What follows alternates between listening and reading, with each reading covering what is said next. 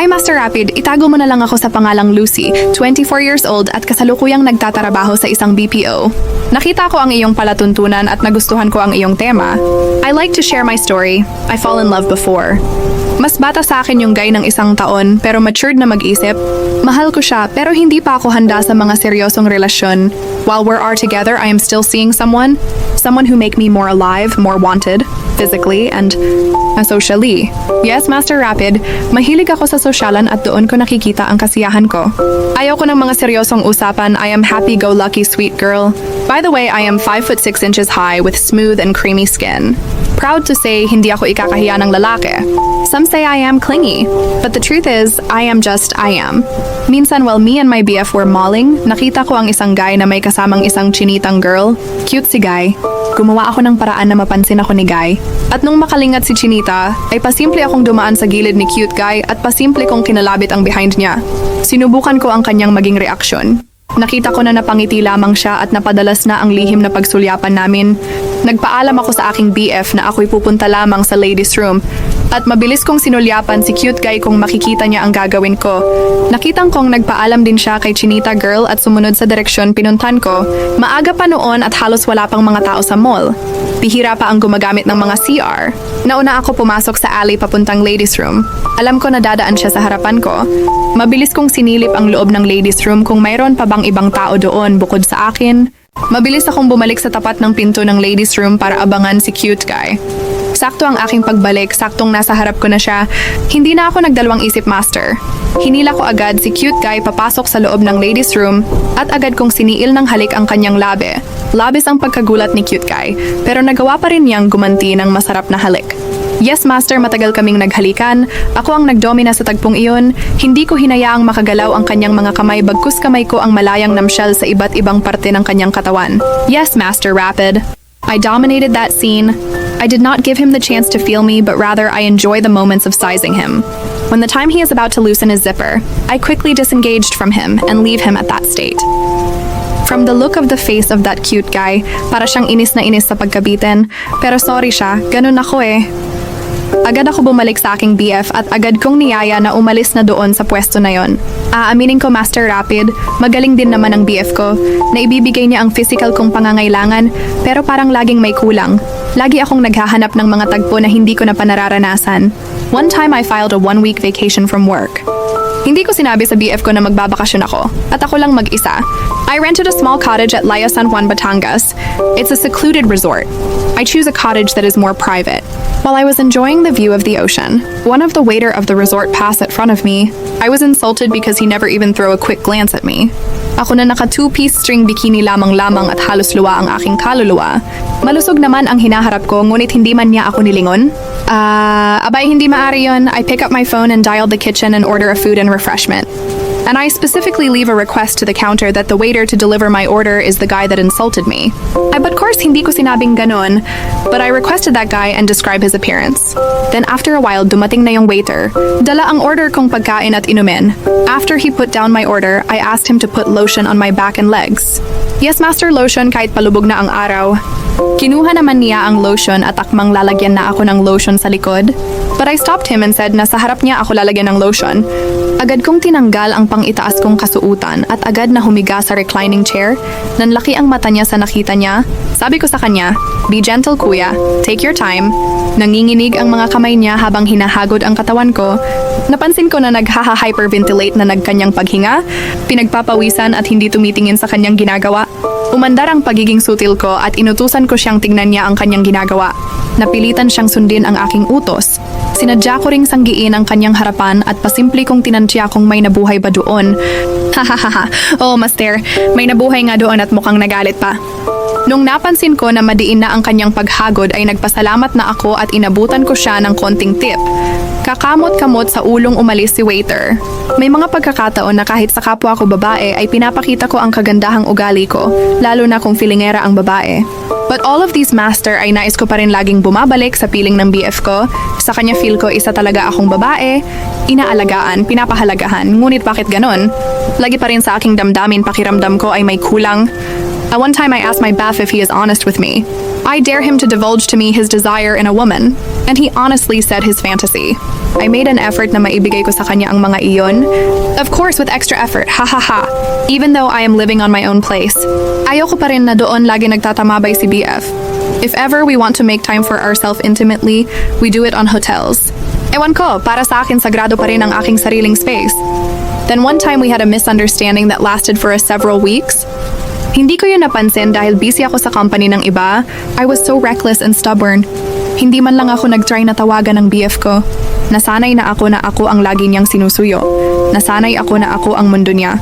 Inisip ko na hindi makakatagal sa ganun sitwasyon ng aking BF at susuko yun at bigla na lamang darating sa apartment ko pang manuyo. But times passed on, madami na nangyari sa buhay ko pero hindi pa rin nagpapakita ang BF ko. I tried to call him using a different number not known to him. No tone, no contacts, no ring, dead air, wala talaga. Nainis na ako at nainsulto kasi natiis niya ako sa mahabang panahon. Parang sinadya niya na pabayaan na ako. Buti it never ever happened before. I call his friends to get an idea kung nasaan na nga ba ang BF ko. But even them ay walang balita. Parang hinigop ng kadiliman ang aking BF. Walang makapisabi kung nasaan na nga ba siya. I swallowed my pride and go to his apartment but to my dismay, matagal na daw di na umuwi doon ang BF ko at iba na ang nakatira doon. I asked myself, nalaman ba ng BF ko ang mga kalokohan ko sa kanya kaya niya ako ginaganto? Gumaganti ba siya? But how come? Sa dami kong ginawang kalokohan ni minsan wala nakarating sa kanya. At alam ko yon. I said to myself if wala sa city ang BF ko, sure nasa province nila iyon. At dun nagpapa-importante. I decided na sundan siya dun at dun komprontahin.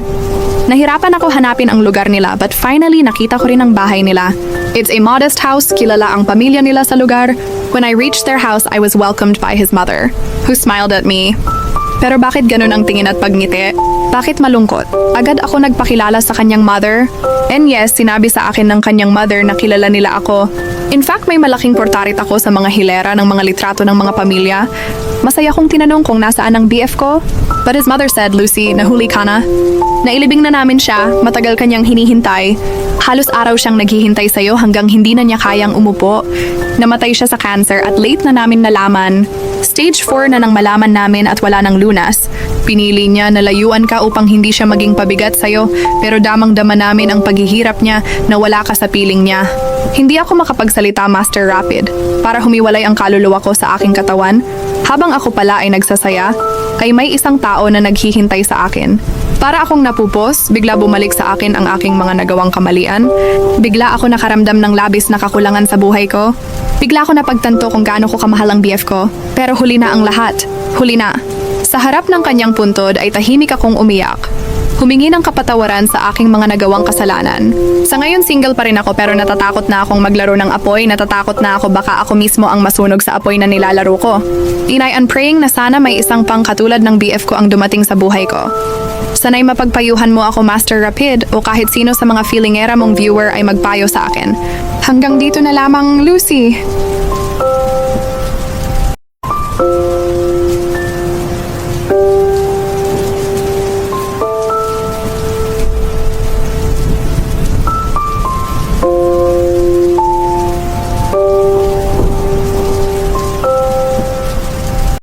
Hey Master Rapid, while I am on YouTube browsing, dumaan sa page ko ang channel mo at na-curious ako sa mga nakita kong content. Naintriga ako at binuksan ang ilang mga video mo.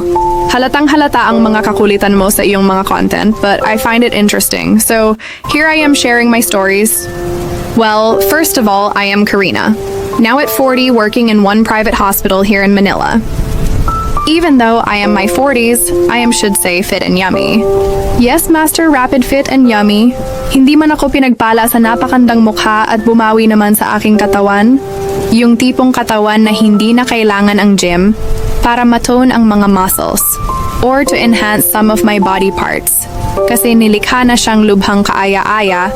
May malaki akong hinaharap, maliit na baywang at matambok na behind. Iterno mo pa yan sa height na 5'6"? Makinis at maputing balat. Ewan ko na lang sa'yo, Master Rapid, kung hindi ka maglaway sa akin. Pero syempre, wag mo akong titigan mula ulo. Kasi nga hindi ako pinagpala ng ganun kagandang mukha. Hanggang ngayon, Master Rapid, ako ay single pa. Hindi ko rin alam kung bakit.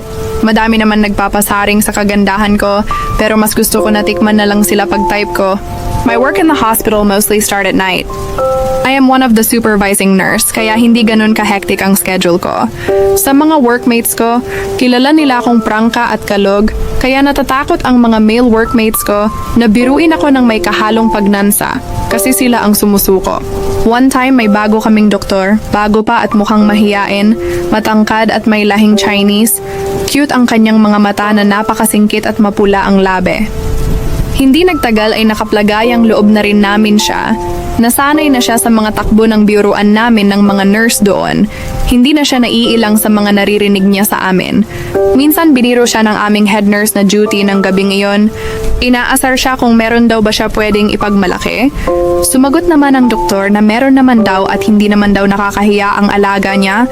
Mapursige ang head nurse namin sa mga biro nito at tinanong kung paano niya mapapatunayan sa amin. Master nung gabing iyon at 3 lamang kami sa nurse station at malalim na talaga ang gabi. Tahimik ang hospital at talagang nakakaboring ang mga panahon na yon. Sumagot ang doktor na, "O sino sa inyo ang gustong sumubok at sumukat?" Bigla na patingin sa akin ang aming head nurse. Mukhang bumalik sa kanya ang mga biro niya. Mga biro niya na hindi niya pangatawanan. Ako ang itinuro niya habang nakangiti na nakatingin sa akin. Mas rapid nung gabing iyon habang nag-aasaran kami ay nakatayo kaming makakakatabi sa loob ng counter ng nurse station. Nasa gitna namin ang doktor. Ako ang nasa kanan niya at nasa kaliwa naman ang head nurse. Muli nagsalita ang doktor. "Make your move, ladies," sabi sa akin ng head nurse. "Karina, sukatin mo na." Hindi na ako nagpatumpik-tumpik papasimple at marahan kong hinaplos ang alaga niya. Ilang haplos lang ay nagsimula na itong magising at nag-iinat na ng katawan. Parang muscle na nababanat sa gym. Napangiti ako sa aking nadama. Lagpas sa aking palad ang aking nasasakal na bagay. Kumindat ako sa aking head nurse at suminyas na okay, ngunit hindi ko inalis muna ang pagkakahigpit ng aking kamay. Parang kay sarap sa pakiramdam maramdaman na may buhay sa iyong palad. Namalayan ko na lamang na may isa pang kamay ang nagpupumilit na sumingit. Nang tignan ko ang head nurse ay nalalaki ang mata sa akin na para bang inuutusan ako na bitawan ko na at siya na ang bahala. Kaagad ko binitawan at tumalikod ako at pagkalipas ng ilang sandali ay umalis na ako sa loob ng nurse station. Sinadya ko na talagang umalis doon baka kasi hindi na ako pumayag na ipaubaya ko sa iba ang aking pinahirapan na buhayin. Nagpunta ako sa CR at naghilamos para matanggal man lang ang antok at init ng panahon. Pagkaraan pa ng ilang minuto ay naglakad na ako pabalik sa nurse station. Mula sa malayo ay tanaw ko ang doktor na nakatayong mag-isa sa loob ng counter. Bahagya akong huminto at nagkugli habang tanaw ko siya. Napansin ko na bahagya na gumagalaw ang kanyang katawan na parang marahan na sumasayaw. Naisip ko na maaring dahil sa suot nitong headset habang nakatayo at nagsusulat. Mula sa aking kinalalagyan ay tanaw lamang ang mula dibdib na parte ng katawan paatas ng doktor. Marahan pa rin itong parang gumigiling sa saliw ng tugtugin mula sa kanyang ipod. Giliw na giliw akong minamasdan ng doktor para may nabubuong kung anong imahinasyon sa aking isipan. At master, inaamin ko. Nabuhay nang wala sa oras ang tahimik kong kalooban kanina. Dangan nga lamang at inagaw sa akin ni head nurse. Nabuo sa isipan ko na kukunin ko na lamang sa ibang panahon ang bagay na yon na ako naman ang sumukat. Marahan na akong naglakad pabalik sa nurse station at sakto paglapit ko sa labas ng counter ng station ay biglang sumulpot mula sa ibaba ang head nurse. Nakangiti sa akin habang sinasabing tapos na siyang mag-snack. Nagpunas ng kanyang labi na may mga natapon pang ilang tilamsik ng gatas. Hindi ko naman pinansin ang makahulugan niyang ngiti habang nakita ko na mukhang pinagpawisan. Yata ang head nurse sa kanyang snacks. Pagkatapos noon ay magkahiwalay, silang umalis sa nurse station at iniwan ako sa aking napurnadang pagsisiskap. During one of rounds at night, narinig ko sa isang room ang pagdaing ng aming pasyente. Pumasok ako sa room na yon, isang private room U. Nangangahulugan na isang pasyente lamang ang nandun at isang vacant bed para sa bantay. Pero nakita ko na wala ang bantay niya. I check his medical records posted at door. Nakita ko na isa pala itong banyaga, isang Amerikano, 29 years old, suffering from food poisoning. Gusto niya pumunta sa CR, ngunit nahihirapan siya dahil sa IV tubes na nakakabit pa sa mga braso niya. Ngumiti siya sa akin at nagsabi, "Can you help me go to the CR?" Oo, Master, napalaban pa ako ng Inglesan doon pero syempre ay translate ko sa Tagalog para mas feel natin ha. Sagot ko naman sa kanya ay sure. Agad ako lumapit sa kanya. At agad naman siyang umakbay sa akin habang dahan-dahan naglalakad papasok ng CR. Humingi siya ng pasensya kasi pinauwi daw niya ang katulong niya na bantay niya. Dahil matanda na daw iyon at mas naawa daw siya doon, inihatid ko siya sa loob ng CR at lumabsa na ako at isinara ko ang pinto para magkaroon naman siya ng privacy. Matagal din siya sa loob at nagsimula na ako mag-alala pero nakarinig ako ng parang bukas na shower. Inisip ko na baka naligo saglit pero nung bumukas ang pinto ay hindi naman basa ang ulo bagkus. Ang lower portion lamang ng kanyang hospital gown ang basa. Agad ko na nilapitan si Sir. Muli ay umakbay siya sa akin pabalik sa kanyang bed. Naamoy ko ang mabangong sabon na ginamit ni Sir. Naisip ko malinis pala sa katawan na ang lalaking ito. Pagkahiga niya sa kanyang bed ay di sinasadyang bumukas ang kanyang hospital gown. At saglit na nalantad ang hindi tulog at hindi gising na kuting na nandun. As nakita ko na nakapikit pa rin siya at nagsasalita na nahihilo pa rin siya dahil sa pagsususka. Hindi niya namamalaya na nakabuyangyang na ang kuting na makinis. Nakiusap siya na maari ko daw ba kunin ang kanyang pajama sa kanyang traveling bag at tulungan ko daw siya na magpalit. Siyempre professional naman ako at walang mali siya yun sa akin. Agad kong kinuha ang kanyang pajama. Tinanggal ko ang kanyang hospital gown na suot at nalantad ng tuluyan ang makinis na kuting na nandun sa harap niya. Pag naalog yung kuting ay nahahantad ang kabuuang sukat na talaga naman tempting na himasin sa kinis ng kuting. Sa pagsusuot ko sa kanya ng kanyang pajama ay halos ilang pulagada na lamang layo ng aking mukha sa kanyang kuting. Mabilis kong natapos ang pagpapalit ng kanyang kasuotan at mabilis na akong nagpaalam sa kanya. Sa aking next shift, nakita ko sa aking table ang isang sobre na may pangalan ko at may nakalagay na salitang thanks sa malaking letra. Binuksan ko ang sobre at nakita ko ang $500 sa loob. Galing pala iyon sa Amerikanong pasyente, nakalabas na pala. Marami pa akong close encounter sa aking trabaho at lahat iyon ay nalalampasan ko naman. At oo, Master, inaamin ko na may mga pagkakataon na hindi ko napapaglabanan ang tukso. Tao lamang ako at bumibigay din ako. Hanggang sa ngayon ay nag-wow-work pa rin ako sa hospital. At marami pa rin kakaibang tukso at pangyayari na sumusukat sa aking katatagan. Gusto ko rin na lumaga sa tahimik ngunit hindi ko pa marahil nakikita ang partner na talagang babali ng sungay ng aking kalokohan. Uy, Master Rapid, baka may interesado sa mga maligalig mong viewer sa akin. Ikaw na bahala magbigay ng aking contact details. Hanggang dito na lamang muna at more power sa channel mo. Love, Karina!